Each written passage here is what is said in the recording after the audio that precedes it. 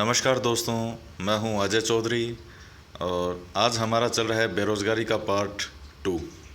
देखिए, इसमें आगे देखते हैं हम छिपी, गुप्त, प्रच्छन्न या अदृश्य बेरोज़गारी। इसे क्या कहा जाता है?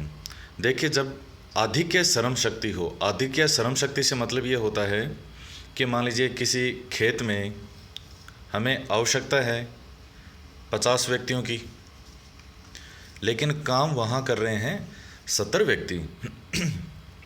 देखिए, ये जो 70 व्यक्ति काम कर रहे हैं, तो इसमें से ये 20 व्यक्ति एक्स्ट्रा हैं कि अगर इन व्यक्तियों को बाहर कर दिया जाए तो भी हमारी उत्पादकता पर कोई प्रभाव नहीं पड़ेगा। सीमांत उत्पादकता इनकी शून्य होती है। तो ऐसी जो बेरोजगारी है, इसे कहा जाता है छिपी, गुप्त, प्रच्छन्न या अदृश्य बेरोजगारी। उसके बाद आता है शिक्षित बेरोजगारी। देखिए, शिक्षित बेरोजगारी ये होता है कि कोई युवा शिक्षित है, अच्छा पढ़ा लिखा है, लेकिन फिर भी उसे रोज़गार नहीं मिल रहा है, तो उसे शिक्षित बेरोजगारी कहा जाता है। उसके पश्चात आता है लाइलाज बेरोजगारी। इससे तात्पर्य यह है, जब किसी लंबे समय तक किसी युवा को या किसी को भी रोज़गार नहीं मिलता है, तो उसे लाइलाज बेरोजगारी कहा जाता है। देखिए, उसके पश्चात आता है कि बेरोजगारी के माप के स्तर क्या हैं। तो बेरोजगारी के मापने के 3 स्तर माने गए हैं। सबसे पहला, चालू दैनिक स्तर पर, CDS भी कहते हैं इसे शॉर्ट में, चालू दैनिक स्तर पर। इसमें क्या है कि अगर किसी व्यक्ति को एक दिन में 4 घंटे या उससे ज़्यादा का रोज़गार मिलता है, तो उस व्यक्ति की गिनती रोज़गारशुदा व्यक्ति में होती है। क्या है चालू दैनिक स्तर में? एक दिन में 4 घंटे या उससे ज़्यादा का अगर किसी को काम मिलता है, तो उसकी गिनती रोज़गारशुदा व्यक्ति में होती है। और वर्तमान में सर्वाधिक जो मापने का स्तर है बेरोज़गारी का, वो चालू दैनिक स्तर को ही माना जाता है। नेक्स्ट की हम बात करते हैं, वो है चालू साप्ताहिक स्तर पर, CWS।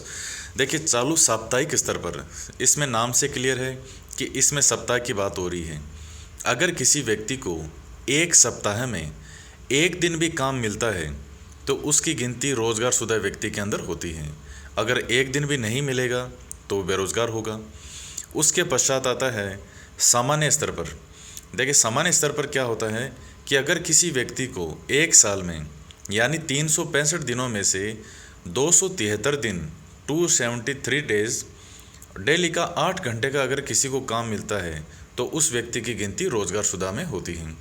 और देखिए, इसको मापने का जो सबसे ज़्यादा चलन है वो चालू दैनिक स्तर पर ही है। अगर क्वेश्चन आता है कि बेरोज़गारी के जो मापन का स्तर है, उसमें सर्वाधिक किसका प्रयोग किया जाता है, तो इसी चालू दैनिक स्तर का प्रयोग किया जाता है। देखिए, उसके बाद हम बात करते हैं कि वर्तमान में बेरोज़गारी उन्मूलन के लिए सबसे बड़ी योजना कौन सी है, तो वो है मनरेगा। ये आप सभी परिचित हैं मनरेगा से। तो ये बेरोज़गारी उन्मूलन के लिए वर्तमान में चलन में, जो अभी प्रचलन में है, वो सबसे बड़ी योजना मानी जाती है। उसके पश्चात एक फैक्ट और आपको ध्यान में रखना है कि 12वीं पंचवर्षीय योजना में 5 करोड़ रोज़गार का लक्ष्य रखा गया है। इनको आप ध्यान में रखें। तो आज हमने बेरोज़गारी से रिलेटेड जो सभी महत्वपूर्ण क्वेश्चन हैं, जो मेन टॉपिक है बेरोज़गारी के, जो मेन पॉइंट हैं, उन सभी का अध्ययन किया। और नेक्स्ट वीडियो में हम फिर एक नए टॉपिक के साथ मिलेंगे, जो आपके हर एग्ज़ाम के दृष्टिकोण से महत्वपूर्ण होगा।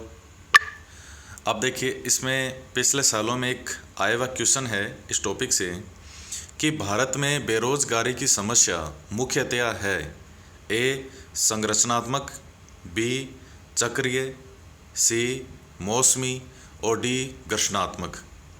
तो मैं आपको बेरोज़गारी में बता चुका हूँ कि भारत में है वो संरचनात्मक बेरोज़गारी पाई जाती है, तो इसका ऑप्शन हो जाएगा ए। तो इस प्रकार से क्वेश्चन इसमें पूछे जाते हैं।